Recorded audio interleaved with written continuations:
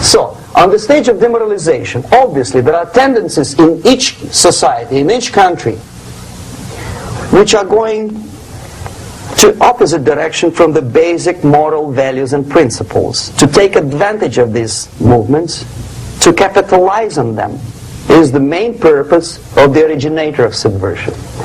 So we have religion, we have education, we have social life, we have power structure, we have labor relations, unions, and finally we have law and order. 1, 2, 3, 4, 5, 6. Okay? These are the areas of application of subversion. What it means exactly?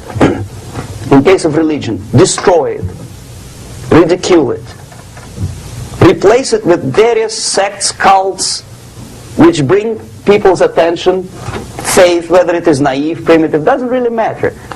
As long as the basically accepted religious dogma is being slowly eroded and taken away from the supreme purpose of religion, to keep people in touch with the supreme being, that serves the purpose. Therefore, replace it, accepted, respected religious organizations with fake organizations.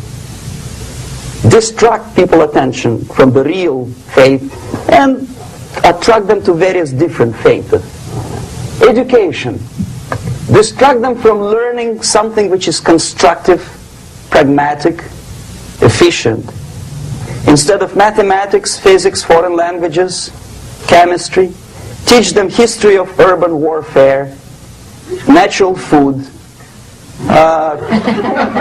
home economy, your sexuality, anything, as long as it takes you away.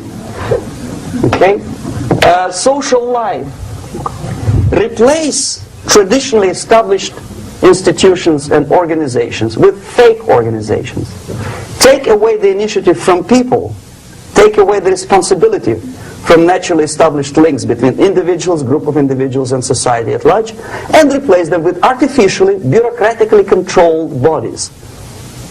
Instead of social life and friendship between neighbors, establish social workers institutions.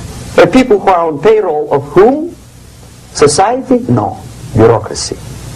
The main concern of social workers is not your family, not you, not social relations between groups of people. The main concern is to get the paycheck from the government.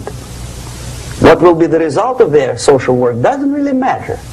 They can develop all kind of concepts to show to the government and to the people that they're useful. Okay. Away from the natural links. Power structure. Okay.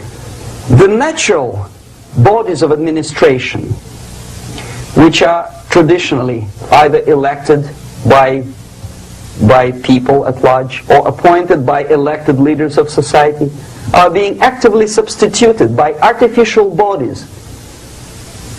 The bodies of people, groups of people, whom nobody elected.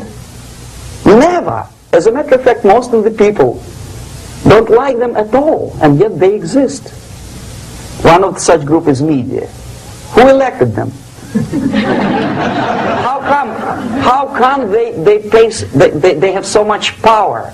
Almost monopolistic power on your mind. They can rape your mind. But who elected them? How come they have a nerve to decide what is good and what is bad for the elected by you, president, and his administration? Who the hell are they? Spiro Agnew, who was hated by the liberal left, called them a bunch of enfeebled snobs. And that's exactly what they are. They think they know. They don't. It's like the level of mediocrity. In a big establishment like New York Times, Los Angeles Times, major television network, you don't have to be excellent journalist. You have to be exactly a mediocre journalist. That's easier to survive. There's no competition anymore. You have your good, nice income, $100,000 a year. That's it. Whether you are better or worse doesn't really matter anymore. As soon as you are smiling to the camera and do your job. That's it. No more competition. Power structure. slowly is eroded by the bodies and groups of people who do not have neither qualification nor the will of people to keep them in power, and yet they do have power. Okay. Together with that, there is another process.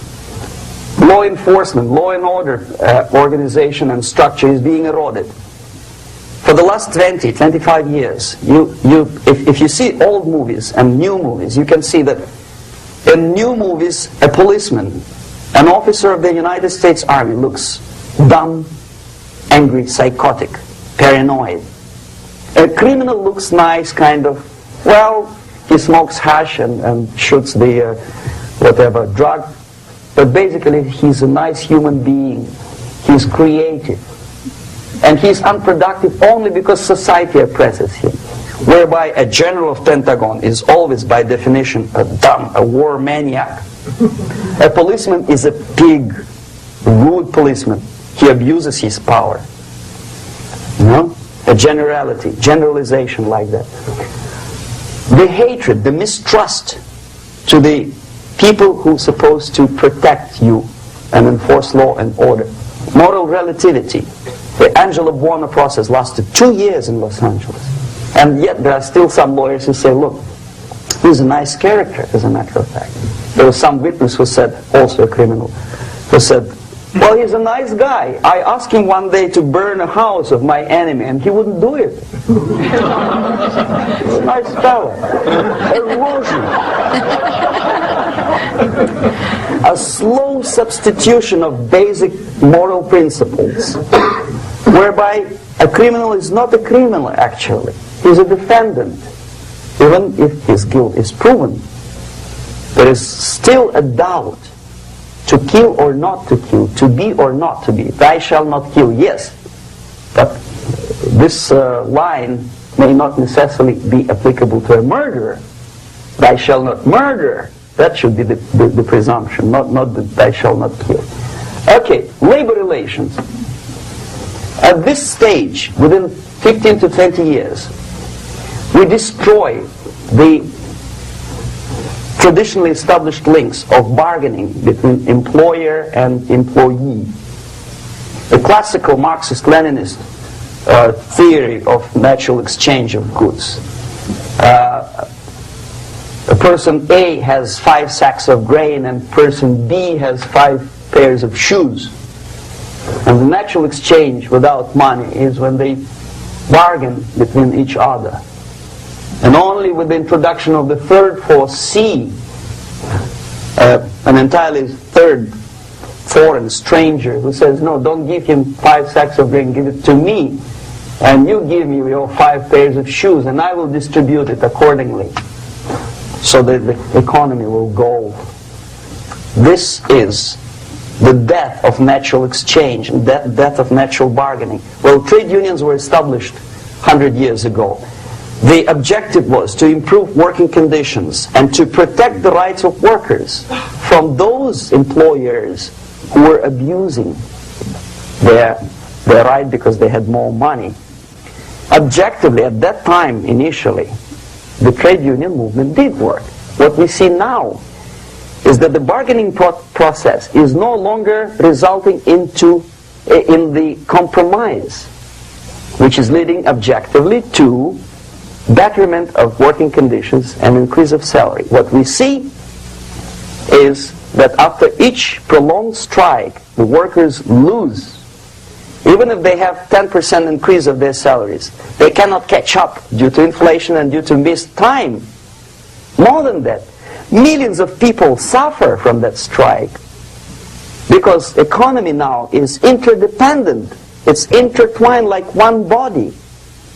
If previously steel workers, say 100 years ago, could strike and nobody would suffer, now it's impossible anymore. If a garbage collector strikes today, the rest of the multi-million city is stinking.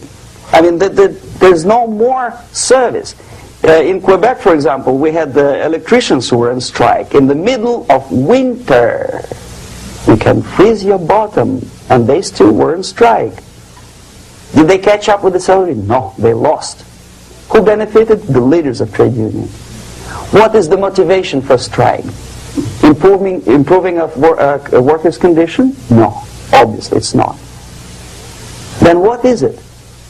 Ideology. To prove to these capitalists. And the obedient horde of workers, like sheep, follow these people. And they cannot disobey. Why? Because if they do, you know what happens to them. Pickets, murders, shooting truck drivers by picketers. In Montreal, for example, I saw with my own eyes when I was correspondent of CBC, International Canadian Broadcasting Corporation, when the workers of aircraft factory destroyed computers and the equipment in the factory. And the administration employed strike breakers. Their cars were turned upside down and burned. Their houses were burned. Their kids were intimidated. And some victims were there. Of that you can be sure. Why? To improve conditions of workers? No. Ideology. Okay, so this is what happens basically. It may or may not happen without the help of the Soviet Union. But the natural tendencies are being greatly taken advantage of and capitalized by the Soviet propaganda systems. How? Whenever trade union strikes, we have influx of propaganda, mass media, ideological dissemination. The workers' right, and we repeat it like parrots. Yes, workers' right. Whose rights? Workers? No. The only freedom of worker to sell his labor according to his own desire and will is taken away from him. By whom? By trade union boss. Unlimited power is given. Responsibility. I want to sell my labor not for $2.50 an hour, but for $2. I don't have right. My freedom is denied to me. I know that if I sell my work for $2 an hour, not for $3 an hour, I will compete better with the other guy who is lazy and more greedy. I don't need $3. I need only $2. No, I was made to believe by media, by business, by advertising agencies that I need more and more and more. Have you ever heard any advertising on TV to consume less? No. No way.